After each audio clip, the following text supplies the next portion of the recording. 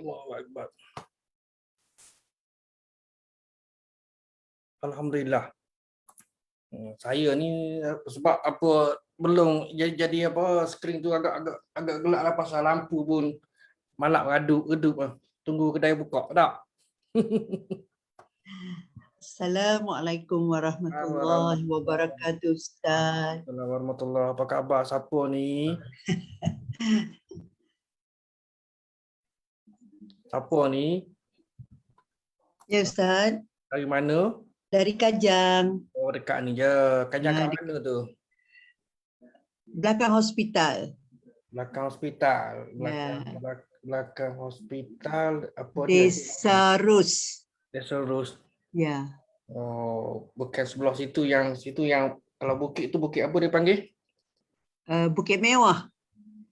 Dah yang sebelah ni traffic light dekat depan hospital tu sebelah kanan tu ada villa. Oh, itu villa. Apa nama Yang villa tu? Allah. Tak ingat pula lah.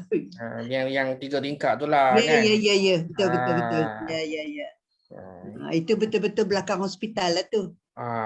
Itu saya ingatkan kata kalau belakang ni sebelah mana. Saya pasal selalu juga dulu apa dalam beberapa sebelum ni lah. Ya.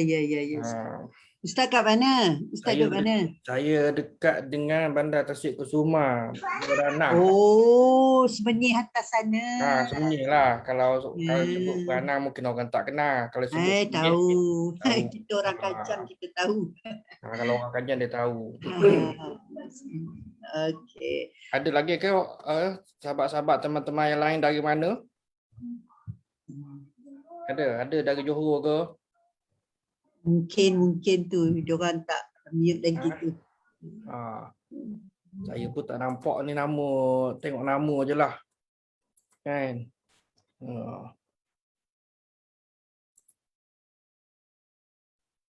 Nak kena scroll satu-satu pun nama.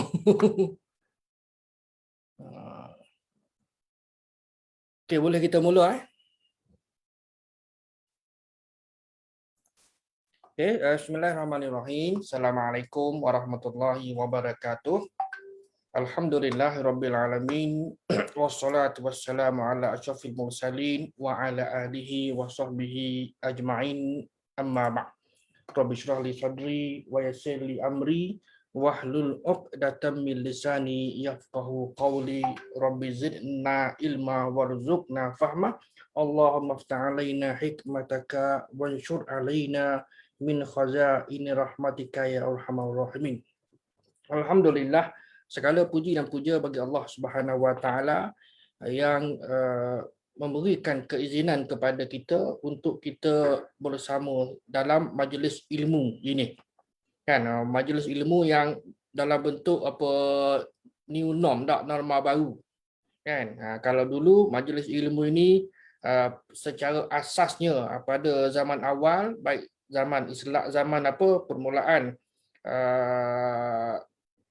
pada zaman Nabi SAW dan sebagainya tadi, orang panggil bertalaqi. Talaqi ni lutut bertemu lutut, kan? Kalau pengajian di masjid-masjid, di surau pun, tempat-tempat kita ni ada sistem pondok dan sebagainya, bermakna adanya secara bertalaqi, bertemu muka, kan? Bahasa mesranya ialah lutut belaga lutut bertemu lutut. Nak ceritanya rapat kerana dari sudut majlis ilmu, kan, yang disebutkan dalam hadis-hadis Nabi SAW supaya jemaah ni datang ke depan, mampir dekat dengan tok guru yang menyampaikan ilmu.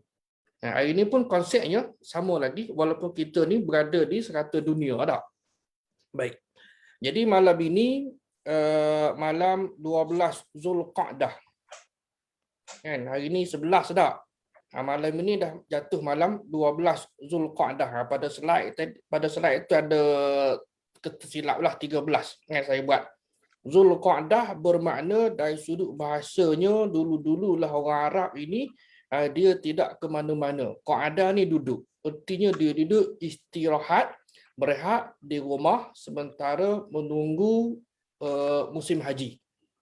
Kan, makna kalau dari sudut penamaan Zulqa'dah ini bulan yang mana orang Arab daripada zaman jahiliah lagi pun duduk tak ke mana-mana sementara menunggu musim haji, walaupun musim haji itu dah bermula sejak daripada bulan Syawal, kan, bulan musim haji dah. Cuma dia panjang Syawal, Zulqa'dah dan Zulhijjah sampailah kepada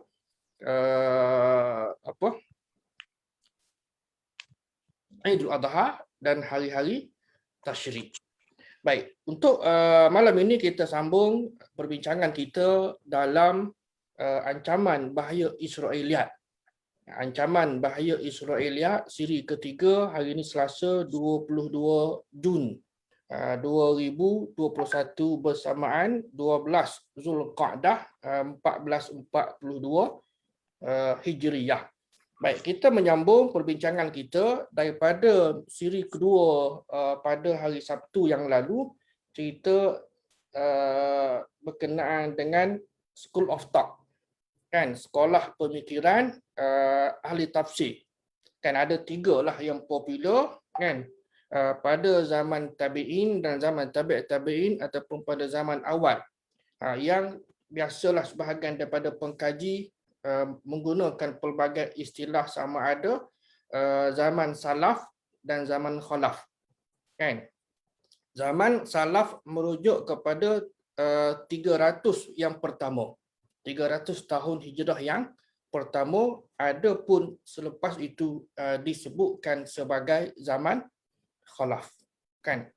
Jadi ulama pun begitulah. Maka mereka yang hidup antara daripada zaman Nabi, zaman sahabat, tabi'in, tabi' tabi'in, mereka dipanggil sebagai salafus soleh. Ada pun yang selepas daripada kurun keempat lah, kan, maka dikenali sebagai ulama mutaakhirin. Kalau yang tadi mutaqaddimin, dia adalah pelbagai istilah yang diguna pakai oleh para ulama dalam pelbagai bidang ilmu, kan. Yang ni mungkin tuan-tuan boleh cari, boleh hadamlah, cuba untuk memahami istilah kadang-kala yang mungkin boleh membantu kita ataupun kadang-kala memeningkan kepala. Wallahu a'lam. Baik. Jadi kita berhenti hari itu situ. So kita masuk kepada bagi teman-teman ataupun tuan-tuan dan puan-puan yang baru kali pertama join kelas kita untuk siri ketiga pada malam ini, saya flashback baliklah. Kan, flashback balik our content, isi kandungan subjek kita lah, nak panggil subjek ke kursus ke whatever lah. Ada 3. Pertama ialah pengertian. Ada 5, ada 4 sini tak? 5. Pengertian dan asal-usul Israeliat. Israel, yakni anak cucu Nabi Yaqub alaihi salam, ringkas cerita begitu, kan. Dia yang kedua ialah faktor kemunculan. Ini pun masih belum dibincangkan lagi. Minggu lepas drag. Minggu ni ada ke tidak, tak tahulah. Okay, faktor kemunculan dan kemasukan riwayat Israeliat ini ke dalam kitab-kitab tafsir. Kemudian yang ketiga, ruang lingkup Israeliat dan hukum meriwayatkan dari sumber Israeliat. Yang keempat, contoh ni banyak sangat, kan. Contoh ni banyak sangat. Dan yang kelima ialah dia punya impact ataupun kesan kepada beberapa aspek, sama ada dari sudut akidah, hukum dan sebagainya lah. Baik. Jadi Israeliat secara mudahnya dapat kita faham sebagai sebarang cerita, maklumat, kisah apa benda lah, kan, yang datang daripada sumber Yahudi, sumber Nasrani. Sumber Yahudi, orang Yahudi ni sama ada bangsa Yahudi dan dia beragama Yahudi, ataupun juga orang Yahudi selepas daripada zaman Paus ataupun Paul, kita akan jumpa nanti sekejap lagi, menganut agama Kristian, kan, mana ataupun Nasrani lah sebenarnya, kan, Nasrani. Kemudian ataupun juga yang selain daripada keduanya. Yang kita tidak singgung di sini ialah sumber yang disebutkan sebagai Syi'iyat, sumber yang datang daripada Syiah. Kan, yang benda ni agak sensitif, kan, benda yang ataupun sumber yang datang daripada Syiah ini. Sama ada ahli kitab tadi itu Muslim ataupun tidak. Maknanya sumber tadi tu kan, orang Yahudi tadi dia beragama Yahudi, beragama Nasrani, mereka beragama Islam ataupun tidak, Israeliat tadi itu bertentangan dengan ajaran Islam dan tidak diketahui sumbernya, terutama dalam bidang tafsir, bidang sejarah dan bidang periwayatan. Baik. Dan sumbernya biasanya daripada dua agama, maknanya dua kitab suci yang besar bagi mereka, iaitu Taurat dan Injil. Kan? Taurat dan Injil lah itu yang besarlah. Baik. Dia punya cerita-cerita apa dia? Pertama, cerita maklumat daripada mereka ni berkisar tentang permulaan kisah yang berkaitan. Cerita tentang apa? Kan? Yang kedua ialah tentang kejadian alam semesta. Yang ketiga, Qasasul Anbiya, cerita Nabi dan Rasul yang terdahulu. Dan yang keempat ialah kisah umat-umat yang terdahulu, cerita tentang Nabi Nuh, cerita tentang kaum lah, ke Samud, ke kan, Al-Kahfi dan sebagainya yang saya dah sebutkan. Misalnya penulisan Dr. Salah Al-Khalidi, dia bahagikan kepada dua dah, yang fokus kepada Qasasul Anbiya satu, dan yang kedua ialah memfokuskan kepada yang bukan Qasasul Anbiya seperti kisah Harut Marut, kisah Jalut ke kisah iblis menggoda apa macam-macam lah kan. Dan juga yang terakhirnya ialah ataupun yang kelimanya ialah ghaibiyat, perkara ghaib seperti syurga, neraka dan lain-lain lah. Baik. Persoalan yang ketiga daripada minggu lepas, bagaimana kisah Israeliat ini boleh masuk ke dalam masyarakat Islam? Kan? Pada kuliah yang lalu saya ada menceritakan tentang secara simpul lah Exodus. Nah, kisah ringkas ataupun apa dipanggil cerpen, kecertot. Kan, cerita ringkas, cerita pendek peristiwa Exodus, pengusiran Nabi Musa alaihissalam daripada bumi Mesir, kan? Bumi Mesir, dan sampailah kepada Palestin, dan sampailah kepada orang Yahudi itu berada di kawasan Palestin hari ini. Kan? Dia berpecah-pecah dan sampailah sebahagian daripada mereka sampai ke mana? Di kawasan Madinah. Kan? Jadi kalau kita ingat kan dari sudut latar belakang sejarah, bila mana kita membaca sirah Nabi SAW, tuan-tuan, kan? Ada orang Yahudi duduk Madinah. Mungkin kita akan tertanya-tanya, bila mereka tu sampai? Adakah mereka itu kan sebagai warga asal? Tak, mereka adalah imigran, kan? Mereka adalah pendatang.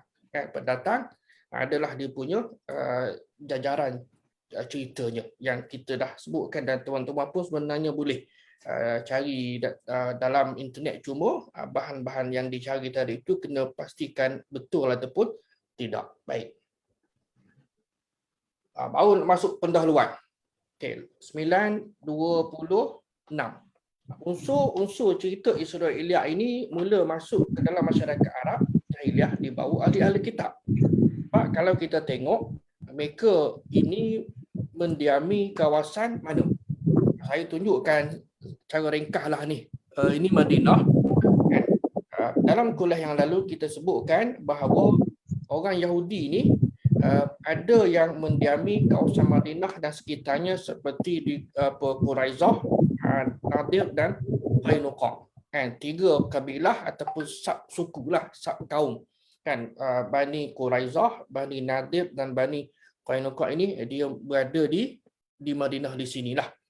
Ada pun yang lain ini yang tinggal di mana? Di Khaybar. Khaybar ni mana dia ni? Ini Khaybar. Mana? Nampak ke dalam peta ni? Ni Taimak. Taimak ni dah dekat border Syam, Syria ni. Kan, kalau tuan-tuan tengok kepada peta ni, atas ni adalah Jordan dan Syria ada kan? Baik. Jadi ini adalah Taimak, ini adalah Fadak. Saya pun duk cari mana lagi ni. Jadi kalau dalam bahasa mudah yang dapat kita faham bahawa orang Yahudi ni dia berada ataupun menetap di Madinah dan kawasan atas daripada Madinah.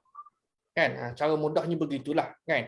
Okay, dia duduk kawasan ni daripada Madinah terus ke atas sebab dia ada pertalian dengan zaman pengusiran daripada Palestin, kan, setelah Palestin diperintah oleh dikuasai dan diperintah oleh Rom, kan, Byzantine tak, dan juga mereka mula memberontak secara besar-besaran, menyebabkan mereka ni diusir pada tahun berapa, 180 ke baru ni, kan, Masihi lah, kan. Daripada situlah bermulanya penghijrahan. Sama ada istilah penghijrahan dari sudut mereka dan dari sudut penguasa mereka pengusiran. Biasa macam itulah cerita tak, siapa yang tulis cerita. Kalau British yang tulis cerita ataupun penduduk Malaya yang tulis cerita, maka dua versi kita merge, kan, untuk dua versi tadi itu supaya kita dapat maklumat yang lebih betul dan lebih tepat. Baik, jangan dilupa juga bahawa mereka ada apa kita panggil center of study lah kot. Lebih kurang tak? Sebab kita kena ingat bahawa tuan-tuan, orang Yahudi ni, kan, sebab yang saya juga dah sebutkan, mereka claim mereka ni sebagai the chosen people of God.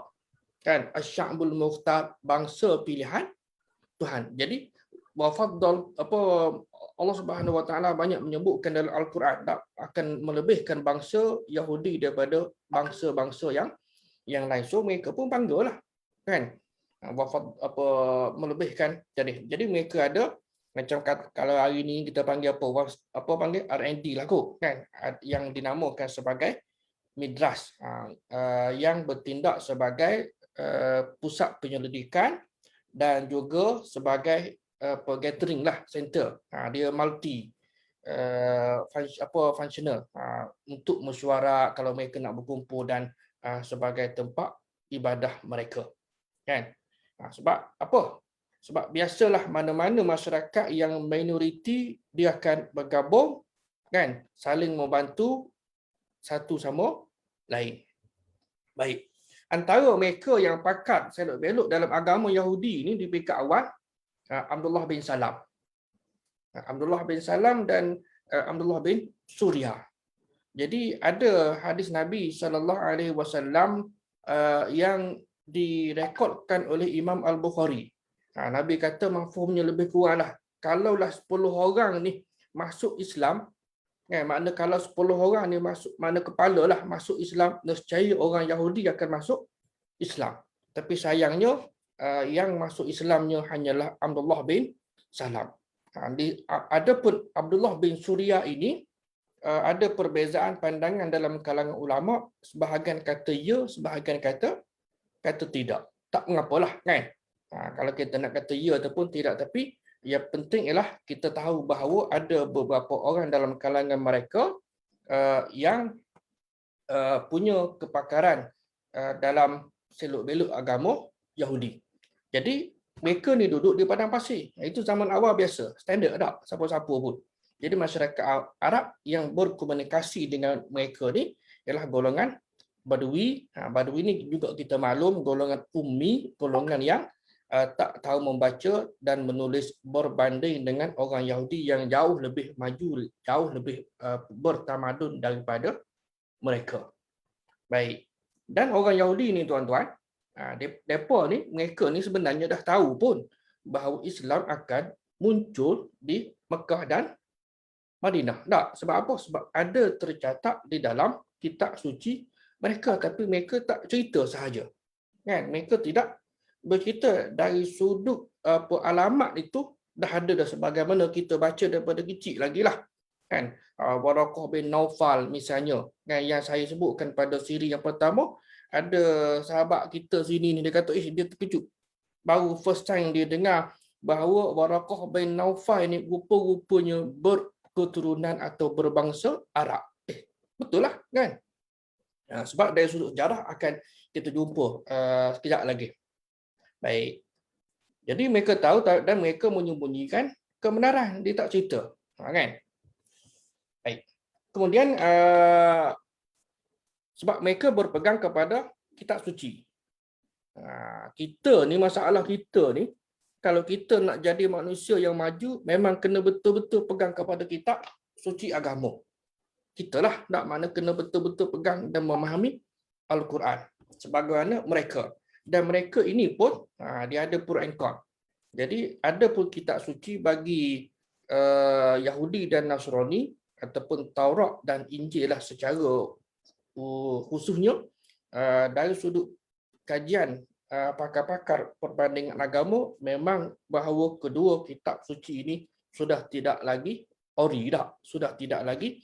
original kerana banyak dipinda, terutama ada Injil lah, terutama Injil oleh pendeta atau pemuka agama masing-masing atas pelbagai tujuan dan kepentingan. Baik, kalau kita tengok content of Taurat, mungkin tuan-tuan pun ada di Old Testament, kan biasa dikombine hari ini, dijadikan sebagai satu Alkitab. Tak, boleh download pun tarik. Saya ada tapi duduk kat pejabat. Alkitab yang saya minta pelajar saya beli RM30 zaman bila lah, 2005 lah kot, terbitan Damansara Kim. Damansara kan, The Malaysian Bible Society. Ada yang terjemahan dalam bahasa Melayu standard. Baik, jadi kalau kita baca lah, kita tengok, tak kira lah asal apa pun, sama ada bahasa Melayu ke bahasa Inggeris ke, kan, itulah yang ada pada hari ini, kan, sebab dia tidak lagi menggunakan bahasa asalnya.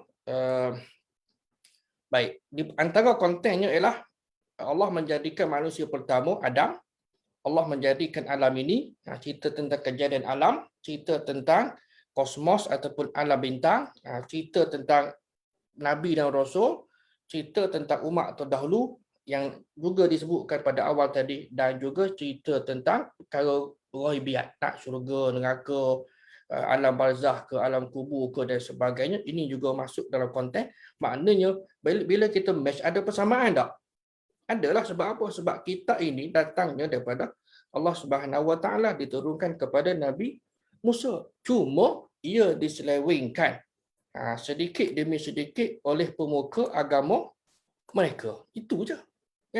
Jadi dari sudut keaslian memang tidak ada, namun ada unsur ataupun perkara-perkara yang ada persamaan, namun perlu diingat sejauh manakah ketepatan poin-poin ataupun fakta-fakta yang disebutkan tadi. Kan? Baik.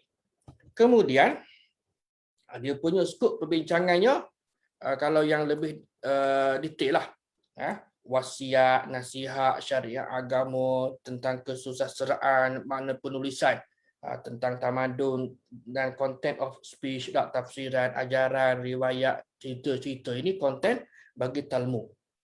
Talmud adalah kitab yang diturunkan kepada mereka juga, tapi secara verbal, secara lisan, kan. Baik. Yang dapat kita baca hari ini pun adalah Taurat lah, ataupun the Old Testament, kan. Nak baca kena ada ilmu. Jangan sembrono tak. Nanti kan logik ya juga tak. Kan? Sebagaimana kalau dalam konteks kita ni, buku ini. Kan? Buku ini pun memang kalau orang yang logic thinking, ya betul, saya ni alhamdulillah arwah ayah saya beli masa dia mengajar di SK Kampung Tungku dulu awal 80-an, kan. Dia banyak beli buku dan saya lah yang mewarisi buku tadi. Saya baca buku ni tahun masa tingkatan berapa buku ni diterbitkan tahun 86, tak silap saya. Cetakan pertama 86, cetakan kedua 86. Masa tu SPM, kan. Kita budak sekolah harap ni tuan-tuan, fikir mana dah ada ilmu dah sedikit sebanyak, kan. Kata kemahlah juga tak cik masuk bakul sendiri angkat. Maknanya, kan, boleh. Alhamdulillah. Tapi kalau orang yang tidak ada asas yang kuat, berfikir secara logik, takkanlah Imam Bukhari ni, kan, otak manusia boleh simpan dia punya storage 600,000 buah hadis, kan, komplit dia punya detail ni. Itu yang didakwa oleh penulis buku inilah. Baik. Itu content of Talmud lah. Baik, sebagaimana sama ada Taurat ke Asfar, mana sifil-sifil lah, kan, dia macam dia punya sak-sak dalam tu lah, kan. Talmud tafsirannya juga macam-macam, lebih kepada cerita-cerita dongeng, khurafat, cerita dusta bercampur aduk, kan? Dan perubahan yang dilakukan mengikut cita-rasa penulis ataupun lebih tepat lagi pendeta ataupun padri yang conquer gereja ataupun kalau Yahudi dia panggil sinagog dah, kan? Rumah ibadat tadi, dan yang menguasai kitab tadi dia akan pindah, dan dia akan pindah mengikut kepentingan dan kehendak semasa dan sebagainya lah. Baik. Kita berbicara tentang golongan Yahudi. Kita lompat ringkas ceritalah. Golongan Yahudi ini pada zaman Nabi SAW yang telah mendiami Madinah Al-Munawwarah, yang kita pun maklum namanya adalah Yasrib, kemudian Nabi tukarkan kepada Al-Madinah, bermakna bandar. Kan? Daripada perkataan dana yadinu. Dana yadinu dinan, dana yadinu dainan. Dana yadinu dinan, beragama, dan Madinah itu memanglah bila kita terjemah tanya orang apa makna Madinah, dia kata makna bandar. Betul lah. Yang dimaksudkan dengan bandar di situ ialah bandar yang beragama ataupun tempat tinggal orang yang beragama, tempat tinggal orang yang patuh kepada agama. Kalau kita fahamlah kan secara tersiratnya makna Madinah. Bila sebut Madinah memanglah literal translation adalah bandar. Kan, adalah bandar. Tapi daripada akar kata dana ada 7 makna, antara maknanya adalah beragama, kan. Jadi dapat kita fahami kan bahawa Madinah adalah tempat tinggal orang yang beragama. Jadi bila tempat tinggal orang beragama, artinya orang yang patuh kepada peraturan agama, insya-Allah tempat tadi kan akan selamat sejahtera, aman makmur tak? Sebab semua tidak ada masalah sebab orang patuh kepada ajaran agama. Itu secara teori dan konseptualnya begitu, dan itulah yang dihasratkan oleh Nabi kita SAW dari sudut rebranding. Yasrib bertukar kepada Al-Madinah Al-Munawwarah, iaitu bandar yang bercahaya. Baik. Orang Yahudi ni masa mereka berada di Madinah itu sebelum diusirlah dah. Ada 4 jenis golongan. Yang pertama ialah mereka yang beriman kepada Nabi SAW. Ada orang Yahudi yang beriman. Contoh tadilah Abdullah bin Salam, tak kan, dengan ikhlas, dengan jujur, dan mereka ni dipanggil sebagai ahli kitab Muslim. Dan ahli kitab Muslim. Dan yang kedua ialah mereka yang maintain agama asal mereka. Sama ada mereka tadi itu beragama Yahudi ataupun beragama Nasrani, kan, berpegang teguh dengan kitab Taurat dan Injil, dikenali sebagai ahli kitab. Inilah yang disebutkan dalam Al-Quran, kan. Wahai ahli kitab, Allah menyeru kepada mereka inilah, tidak kepada yang pertama tadi. Okey, golongan yang ketiga ialah golongan munafik, kan. Siapa tokoh dia? Siapa tokoh dia, kan? Jadi mereka berpura-pura menerima Islam. Sebab apa? Sebab kita kena ingat, kalau dari sudut latar belakang sejarah, bila Islam ni dah menguasai Madinah, mereka menjadi golongan minoriti, kan. Kalau dulu dari sudut kependudukan lebih kuranglah, kan, dan mereka menguasai sektor perdagangan ataupun bisnes, kan. Jadi pelan-pelan, kan, bertukar, kan. Nabi suruh sahabat ni apa kita panggil take over lah pasar dan sebagainya, tak kan. Jadi pelan-pelan ekonomi umat Islam pada zaman awal itu mula berkembang dan secara tak langsung menggantikan business center yang dikuasai oleh golongan Yahudi.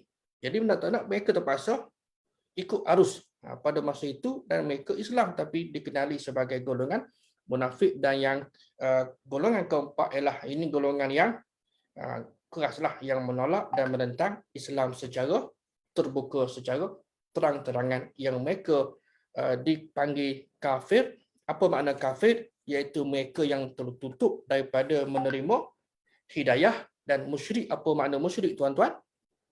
Musyrik ialah syaraka, kan? Company, syarikat ada. Apa makna musyrik? Musyrik ialah syaraka orang yang menyekutukan Allah dari sudut peribadatan. Dan orang yang menyekutukan Allah dari sudut peribadatan. Benda ni kadang-kala boleh jadi isu yang sensitif. Kalau kita katakan bahawa mereka juga adalah beriman kepada Allah. Kan?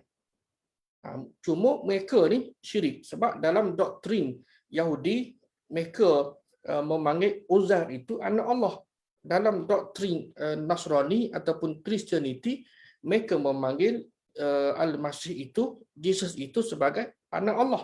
Sedangkan dalam Islam, kita tidak sekali-kali menerima konsep tersebut. Kan? Tak.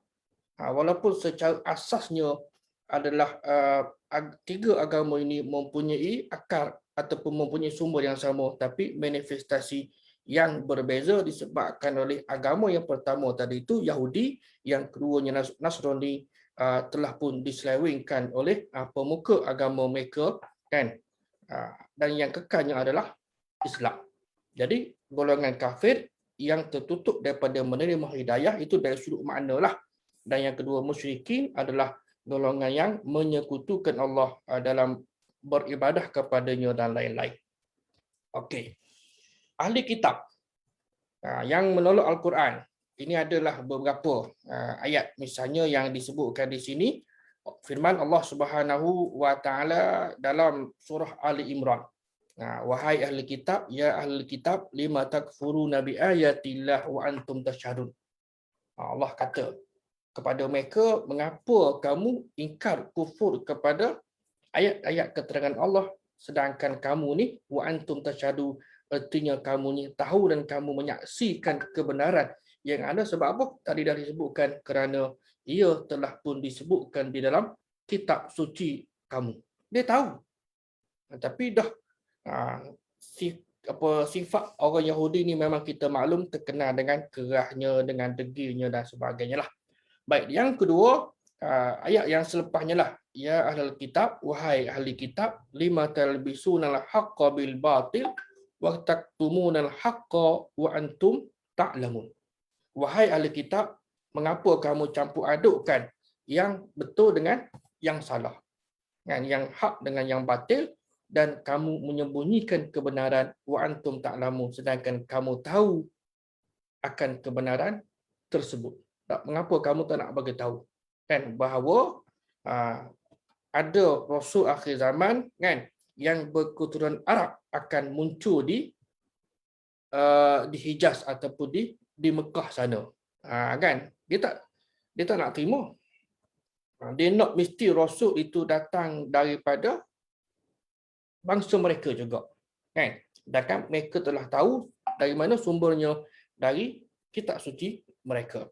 Okey, itu ringkas cerita. Habis. Kemudian kita pergi kepada cerita golongan Nasrani. Sejarah kemunculan agama Nasrani ini bermula dengan kelahiran Nabi Isa alaihissalam, kan? Kemudian dalam 300 tahun yang pertama lah, kan? Selepas daripada apa kita panggil bal rafa'allahu ilahi, nak kata mati, tidaklah kan Nabi Isa alaihissalam ini diangkat ke langit, dan 300 tahun itu muncullah seorang yang bernama Paus ataupun Paul. Kan, tuan-tuan baca dalam sejarah agama Nasrani ataupun Christianity, Paul ini asalnya orang Yahudi. Kan, antara orang Yahudi yang terawal menerima ajaran Kristian dan bertindak mempertahankannya. Dan peranan Paul ini cukup besar. Kan, dialah yang saya tulis di sini ialah mengusaha ataupun mengembangkan sehingga agama Nasrani ini diterima dalam kalangan penduduk di negara Arab. Baik. Jadi antara yang menganut agama Nasrani dalam kalangan orang Arab yang disebutkan sebelum ini ialah Waraqah bin Naufal, iaitu sepupu kepada Khadijah binti Khuwailid, sepupu Khadijah. Utbah bin Abu Wahab dan Osman bin Al-Huwairis Al-Asadi. Baik. Pengaruh Nasrani juga masuk ke dalam masyarakat Madinah.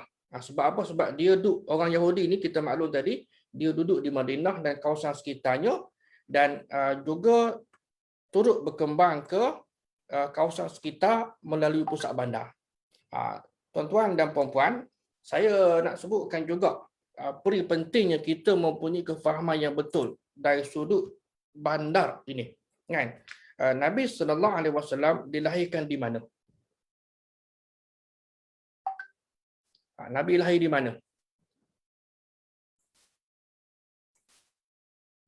Nabi lahir di bandar tak?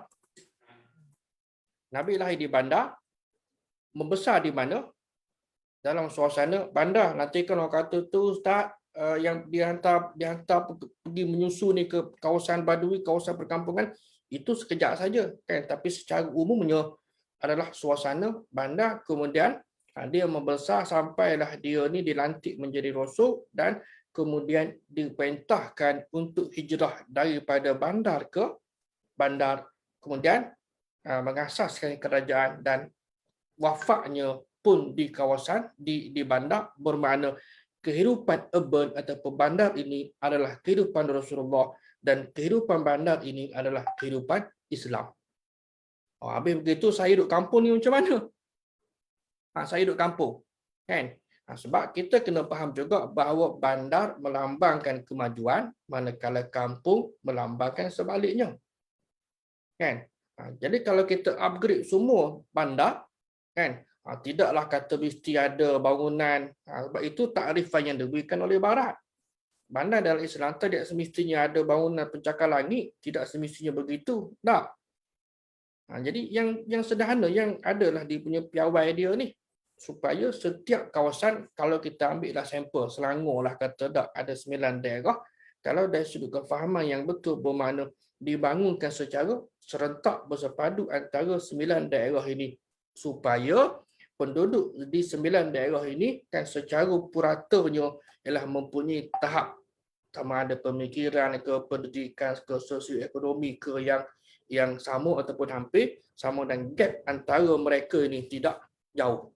Kan, bila gap yang jauh, naya kepada pihak kerajaan bagaimana nak mengurus tadbir kan masyarakat yang mempunyai gap yang jauh antara mereka. Itu ini secara konseptual lah. Tapi benda ni teori saja. Tak payahlah kan, tapi tak apalah, kita cuba pelan-pelan dengan konteks dengan konsep urbanisasi hari ini, mudah-mudahan kan, dan juga melalui inilah apa dia panggil internet dan sebagainya lah. Baik, Kristian ini ataupun Nasrani ini masuk ke negara Arab, okey, sama ada golongan pendakwah dia tak, kita panggil pendakwah kan. Ini penganut dia kan, masing-masing berperan, dan kita mengambil iktibar tuan-tuan. Kita mengambil iktibar, adakah kita ni selaku orang Islam, kita juga share, menunjukkan contoh teladan, role model kepada rakan kita yang non-Muslim. Kita sembang juga. Kan? Apakah kita juga berusaha untuk nak sembang, tunjukkan Islam ini adalah yang terbaik. Kerana kadang-kadang bila bercakap dengan rakan yang bukan Islam pun, kita nak jawab insya-Allah pun tak berani. Segan apa? Tunjukkanlah tak dalam Islam kan. Bila dia telefon ke jumpa ke, insya-Allah supaya biarlah dia tahu bahawa ini antara ucapan yang dianjurkan dalam Islam. Ini tidak. Samalah juga benda yang simple untuk malam inilah barangkali. Kan? Jazakallahu khairan. Tak. Kita gantikan pelan-pelan. Mungkin tuan-tuan pun rasa pelak masa ni. Ustaz nak ajar satu kan, daripada ucapan terima kasih. Terima kasih ni betul lah kita berterima kasih kepada seseorang. Kan? Dari sudut mana betul lah kita dah appreciate tak kan. Tapi Islam mengajarkan satu kalimah yang cukup cantik. Apa dia? Jazakallahu khairan. Apa makna? Jazaka, semoga, yakni jazakallah, semoga Allah membalas kamu akan kebaikan. Bermakna di situ ada unsur ketuhanan kan. Yakni Allah Subhanahu Wa Taala lah yang mengganjari manusia terhadap bantuan pertolongan apa semua tadi tu kepada Mana kita kata okey, bila si A lah tolong saya ucapkan jazakallahu khairan, semoga Allah mengganjari kamu. Kan? Semoga Allah membalas kamu dengan kebaikan. Ada beza tak dengan terima kasih? Tak ada.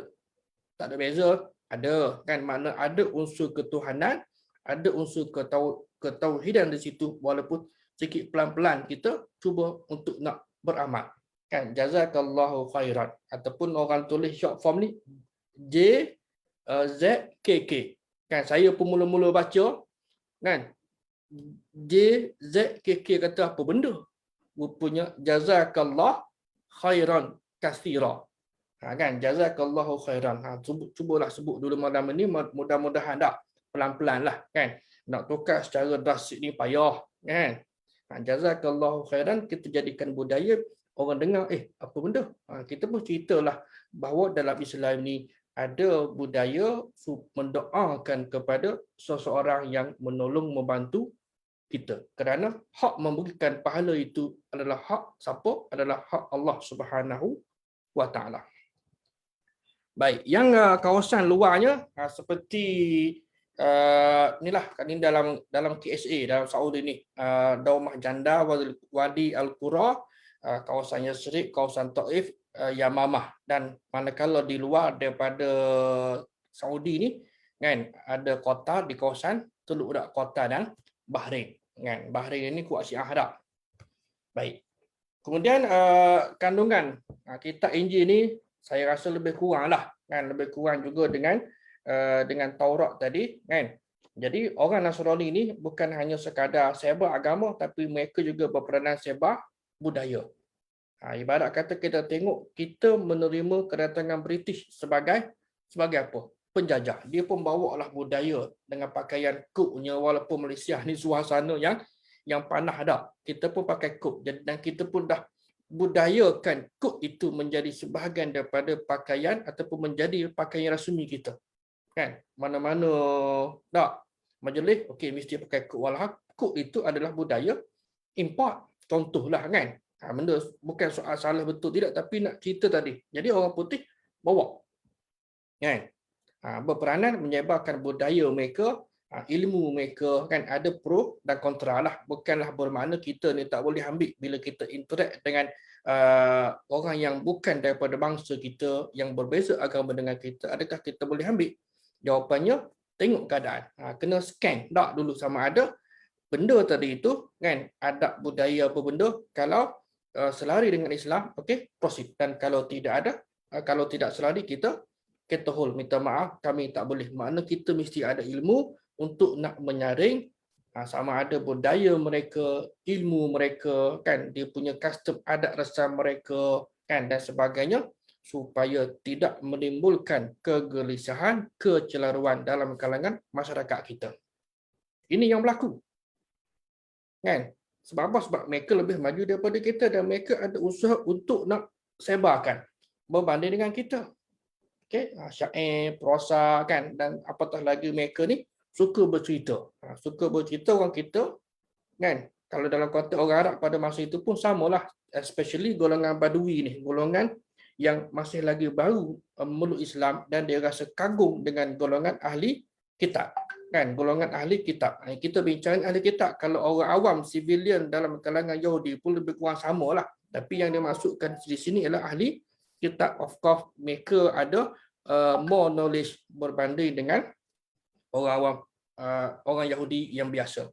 Jadi mereka ada ilmu, macam kita kata tu alim lah, lebih kurang tak kan. Jadi sudah tentulah masyarakat Arab pada masa itu, terutama yang Badui ni pada peringkat awal, rasa takjub lah, cerita yang macam-macam tak, cerita nabi-nabi, cerita kisah apa mereka yang terdahulu kan, cerita tentang kejadian manusia dan sebagainya lah. Baik.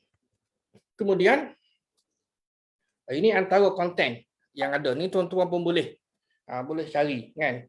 Jadi mereka juga ada upacara hari sambutan kebesaran kan, sebagaimana yang diraikan dalam pelbagai upacara agama. Ziarah kubur, tak, solat jenazah kan. Jadi beriktikaf di gereja. Yalah. mereka pun ada ritual dia dah. Ada nyanyian agama, kita tak ada. Kan? Dia punya solat ataupun sembahyang secara individu dan secara berjemaah. Tak. Kemudian ada satu lagi ialah ini bagi minum arak dan kepada orang yang baru masuk Kristian dan upacara baptize. Tuan-tuan tahu ke apa itu apa baptis ini? Apakah dia baptis? Biasa kalau baca berkenaan dengan perbandingan agama akan jumpalah kan isu baptis kan, di mana misalnya John the Baptist, Nabi Yahya alaihissalam kan, yang dianggap sebagai pioneer dalam Christianity. Saya mengaji cerita lama dululah, saya ambil subjek perbandingan agama. Membaptis Al-Masih Nabi Isa di Sungai Jordan kan. Jadi membaptiskan maknanya menceluplah, ataupun dia adalah beberapa definisi sama ada menuangkan air dan ataupun tidak memandikan, dia adalah beberapa definisi ataupun upacara memandikan ataupun mencelup air kan, sempena dengan kemasukan seseorang ke dalam agama Kristian. Kan itu upacara yang mereka amalkanlah. Baik. Dalam kitab Injil ini ada, ini sebagai intro juga ni, konten dia lebih kurang 5 ataupun cerita tentang kisah Rasul dan Nabi-Nabi. Okay. Kemudian, apa sikap mereka terhadap Islam dan Al-Quran? Apa sikap mereka? Jadi dalam banyak-banyak perbincangan, kita ringkaskan kepada 3. Kalau disebutkan dalam 2 ayat tadi tu, Allah sebutkan tak ayat 70 dan ayat 71 kan. Jadi mengapa kamu wala talbisul haqq bil batil kan, dan sebagainya. Mereka dakwa mereka tahu kisah umat yang terdahulu yang disebutkan dalam Al-Quran, seperti kisah Luqman Al-Hakim, kisah Ashabul Kahfi dan sebagainya. Sebab apa? Sebab kisah-kisah sebegini telah pun disebutkan di dalam kitab suci agama mereka kan. Yang pertamalah. Baik. Mereka bawa cerita yang tidak ada asas. Yang ni yang mula merebak ni. Mereka mula cerita yang tidak ada asas untuk dikongsikan kepada umat Islam pada masa itu. Kan? Yas'alunaka. Sebab apa? Sebab mereka ni, orang Yahudi ni, dia suka bertanya benda yang pelik-pelik.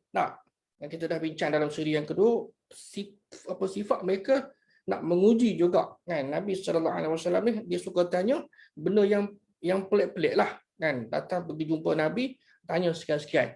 Okay?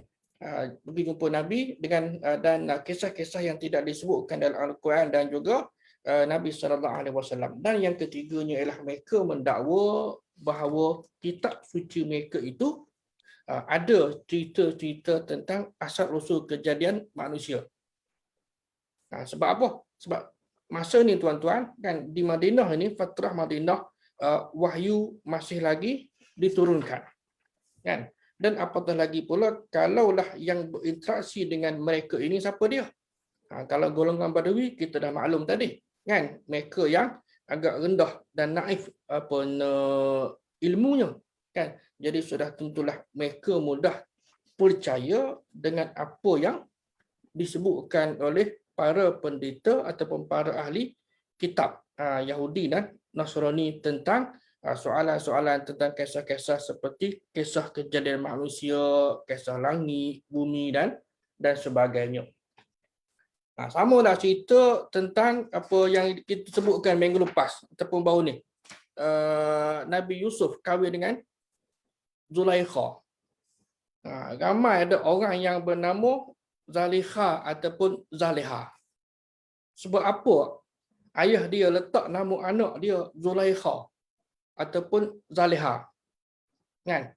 Barangkali mesti ada, dia dah tahu dah sikit banyak cerita tadi itu. Sedangkan tidak ada bukti pun menunjukkan bahawa Nabi Yusuf AS mengahwini Zulaikha. Setelah melepasi babak-babak romantis dan sentimental. Semuanya berpunca daripada riwayat Israiliyat. Kan? Yang berpunca daripada riwayat Israiliyat aja. Kita pun dengar cerita kan. Saya pun dengarlah dulu-dulu bila kita mengaji baca, tak betul ni. Cuba cari satu-satu. Dan kita pun dapat tahu dan kita berusaha untuk nak memperbetulkan fakta dan pengetahuan yang berlegah dalam kalangan masyarakat kita. Baik. Okey, penularan kisah Israiliyat dalam sumber Islam. Ini kalau dalam konteks tafsir kita dah bincang bahawa wahyu masih diturunkan dan Nabi SAW beri respon kepada isu ataupun content of wahyu tadi kan, dan juga pertanyaan sahabat. Maka respon Nabi itu dipanggil sebagai hadis dak, kan? Baik. Dan dakwah Nabi SAW ini merentasi agama dan bangsa lah, kan? Apakah pernah Nabi pergi jumpa dengan orang Yahudi ini untuk berdakwah? Jawapannya ya, kan? Wujud komunikasi dua hala antara Nabi, antara para sahabat dengan pemuka agama mereka, sama ada mereka itu Yahudi ataupun Nasrani. Dan mereka ni selalu bertanya pada Nabi. Yang saya sebutkan tadi, cerita-cerita yang pelik, yang rumit, hakikat roh. Kan, yas'alunaka 'anil roh. Tak, kita pun terpesona. Roh ni macam mana? Warna kuning ke, warna hijau ke, warna merah ke, warna apa roh ni? Kan? Dan Allah menjawab, apa dia tuan-tuan? Yas'alunaka 'anil roh, qul roh min amri rabbi. Bagi orang Islam, ada yakin dah bila mana disebutkan turun wahyu, mereka bertanya tentang kamu wahai Muhammad tentang roh, qul roh, jawablah roh itu min amri rabbi, adalah urusan Tuhan. Kan? Kita tak dapat nak menyelongkat roh tadi. Kan? Dan apatah lagi pula kalau soalan yang tadi memang mereka datang dan selari dengan perkembangan akal, nak cari. Sedangkan bagi kita umat Islam, masuk dalam perkara metafizik, termasuk dalam perkara ghaibiyat, cukuplah kita beriman sepenuhnya kepada apa yang disebutkan oleh Allah Subhanahu wa taala dalam Al-Quranul Karim, maupun diberikan penjelasan ataupun tidak oleh Nabi sallallahu alaihi wasallam.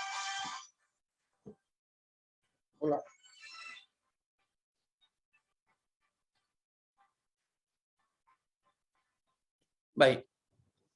Jadi hasil perdebatan dengan Nabi SAW itu ada yang terima Islam dan ada yang tidak. Ini perkara biasalah, kan?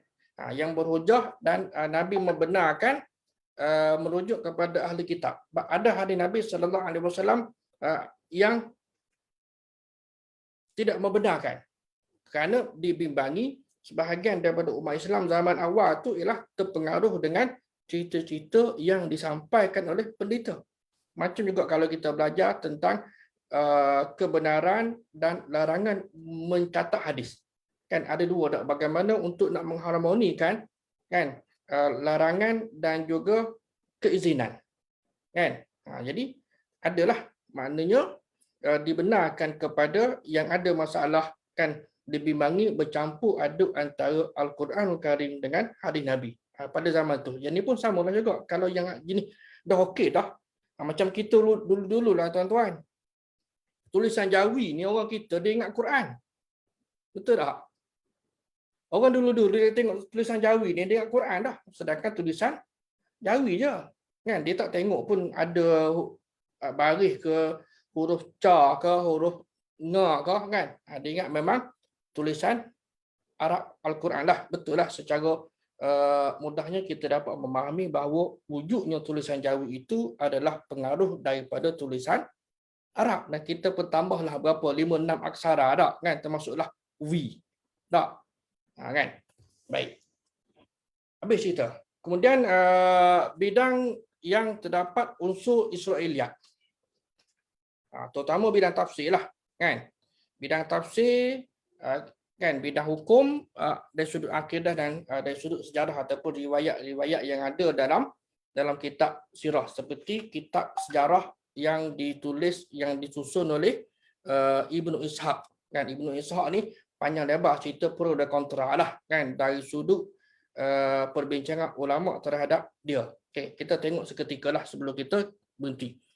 Baik, dalam bidang tafsir, contohnya, antara contoh dan fakta daripada riwayat Israiliyah ialah kisah Zulkarnain. Kisah Zulkarnain. Orang kita panggil Iskandar Zulkarnain lah kot. Hari ini kita dapat kita baca dalam suratul Kahf, surah Al-Kahfi. Hatta iza balagha maghrib asy-syamsi wajadaha taghrubu fi ainin hami'atin. Wajadaha indaha qauman qulna ya dzal qarnaini imma an tu'adziba wa imma an tattakhiza fihim husna. Poin di sini apa dia? Poin di sini ialah apabila wujud pandangan dalam kalangan sahabat ini antara Ibn Abbas dengan Muawiyah bin Abi Sufyan di dalam memahami ayat ini. Sebab Muawiyah bin Abi Sufyan membaca ainin hamiyah. Kan? Yang sini yang tertulis di sini ialah ainin hamiyah.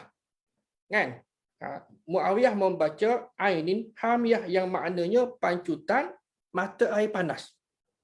Dan Ibnu Abbas pula membaca ainin hamiah yang tertera ni, kan?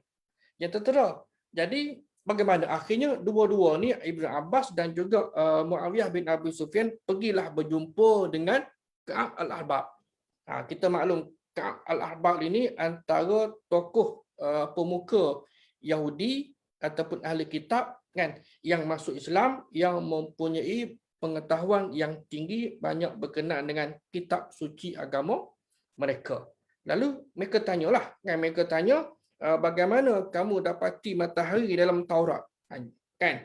Lalu jawab Ka'ab dalam tanah hitam, dan jawapan Ka'ab al-Ahbar itu menunjukkan selaras dengan bacaan Ibn Abbas, kan, iaitu fi ainin hamatin, dan terjemahannya ialah di sebuah mata air yang berlumpur hitam. Jadi poin di sini ialah dari sudut rujukan kita, kan, mana rujukan para sahabat pada masa itu dalam certain isu, ada yang terus bertanya kepada sebahagian daripada orang Yahudi, yang mana ahli kitab. Dan maknanya benda ni, okey, alhamdulillah lah, sebab saya dah sebutkan juga bahawa kisah Israiliyah ini ada 3 jenis. Kan? Yang pertama ialah makbul, kita boleh terima, kan, dan tidak bertentangan dengan hukum syarak dan kisah sebagaimana yang ada baik di dalam ayat Quran maupun di dalam hadis-hadis yang sahih. Yang kedua ialah mardud, yang tertolak, dan yang ketiga ialah yang maskut, yang ulama mendiamkannya, tidak beri apa-apa komen. Bila tidak diberi apa-apa komen, bermakna tanggungjawab kita hari ini kena pastikan bahawa kisah tadi juga tidak bercanggah dengan agama. Itu secara ringkaslah. Kan? Jadi Abdullah bin Amru bin Al-As juga pernah meriwayatkan cerita daripada ahli kitab yang Muslim tadi.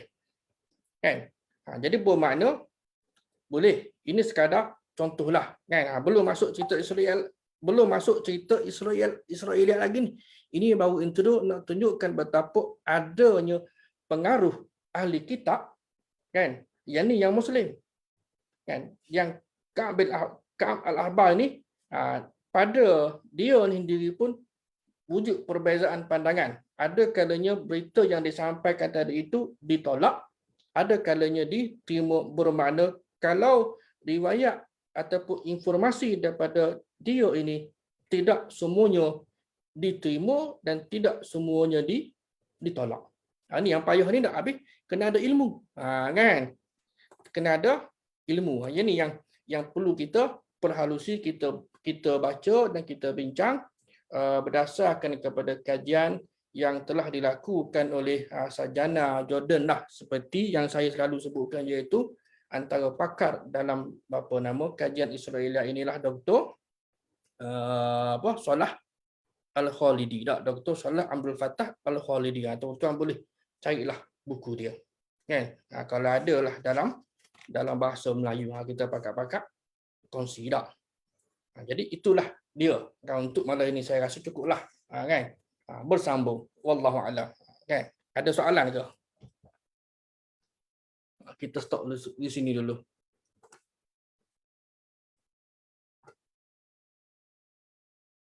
Okey, Talmud kitab yang diturunkan oleh siapa? Mana kepada oleh Allah, daripada Allah Subhanahu Wa Taala kepada Nabi Musa. Cuma dia secara verbal, kan? Dia secara verbal dan biasanya kalau kita bahasa mudah ni cara lisan lah, kan?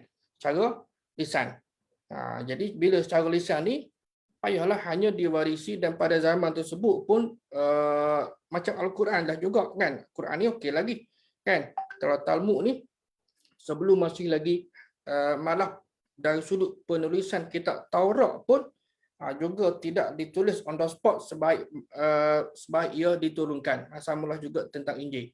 Jadi diwarisi sama ada Talmud ke ataupun Taurat ke maupun Injil pun, kan, daripada adapun secara verbal, kan, secara lisan, dari satu orang ataupun satu generasi kepada generasi yang lain lah. Wallahu a'lam. Israeliat ini dalam bahasa Inggeris sekarang ialah Judeo-Christian tradition. Boleh jadilah, kan?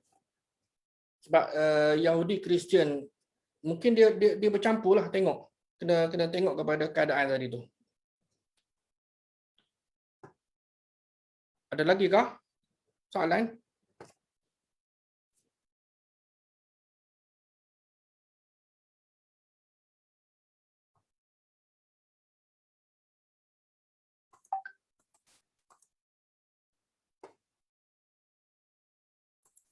Mungkin agak beratlah sikit perbincangan ni. Mungkin harap minggu depan lah ataupun yang kuliah yang keempat lah, kita boleh masuk sedikit cerita. Bila cerita ni nampak menarik lah, kan? Saya bukan apa, saya berikan penekanan dalam siri pertama, kedua dan tiga ni adalah asas, kan? Supaya kita tahu cerita Israeliat ni begini dulu, maknanya dia punya akarnya begitu, kan? Jadi bila masuk kepada perbincangan kisah-kisah ini, sama ada kisah para nabi ke, kisah umat terdahulu ke, kan, dan mungkin maknanya kita kata okey tuan-tuan lah, tidak terkejut, yang dah ada info. Okey, contoh yang disebutkan tadi, Nabi Yusuf, kan, tidak berkahwin pun dengan Zulaikha, tidak ada nas yang sahih yang menyebutkan sedemikian, tapi itulah yang berlaku. Itu sekadar contoh, kan?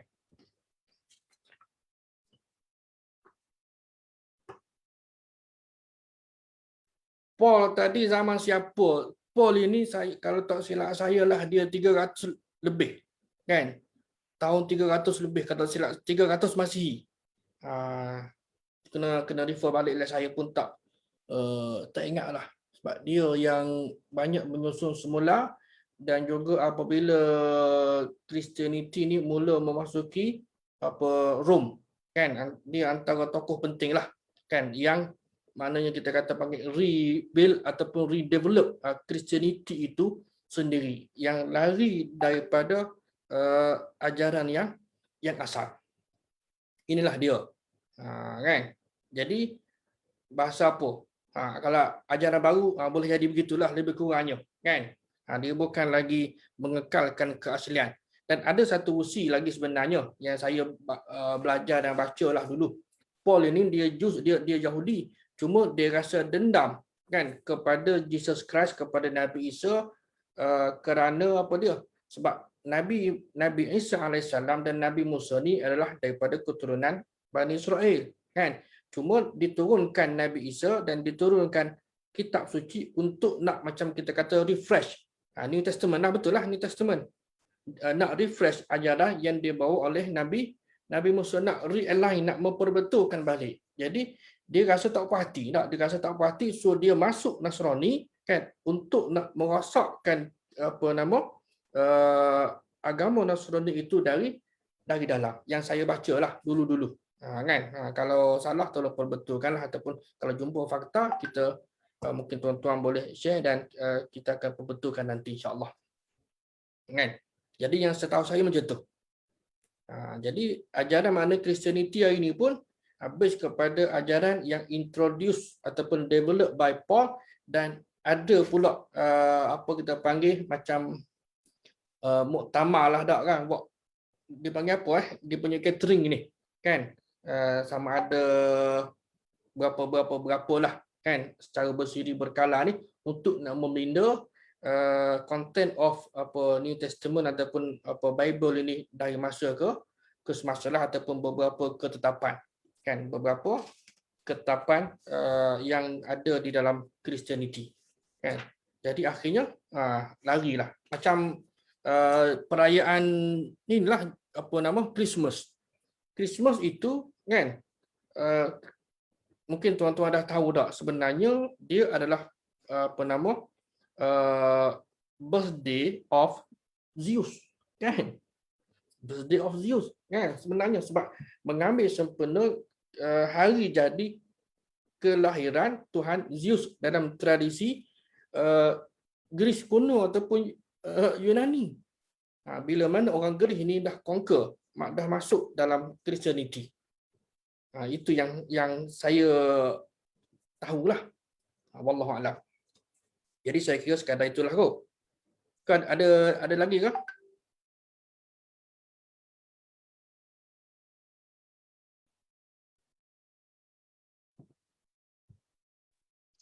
Ustaz nak tanya. Ya.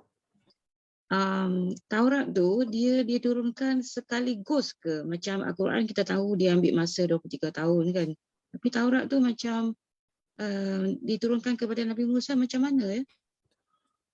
Yang tu wallahu a'lam lah. Nantilah kalau saya cari dan jumpa semua, saya maklumkan lah, kan. Biasanya tidak disebutkan lah, kan. Dia wallahu a'lam, nanti saya holdkan jawapan tak. Okey, tak apa. Terima kasih. Kan, mungkin pakar-pakar cari juga, kan.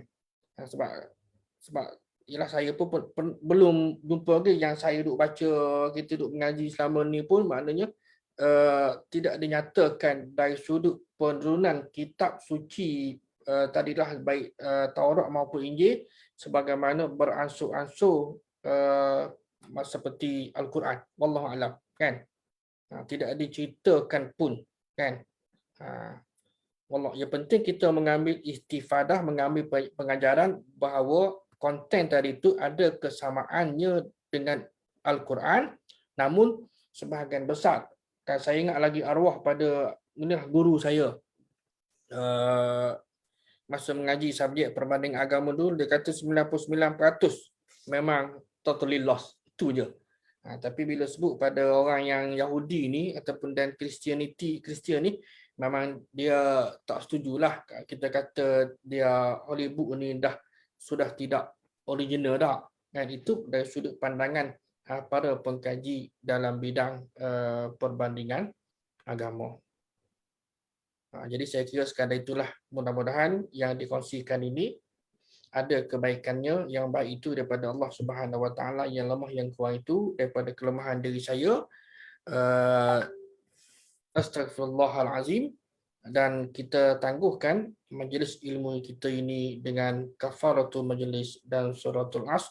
Wabillahi taufiq wal hidayah. Wassalamualaikum warahmatullahi wabarakatuh.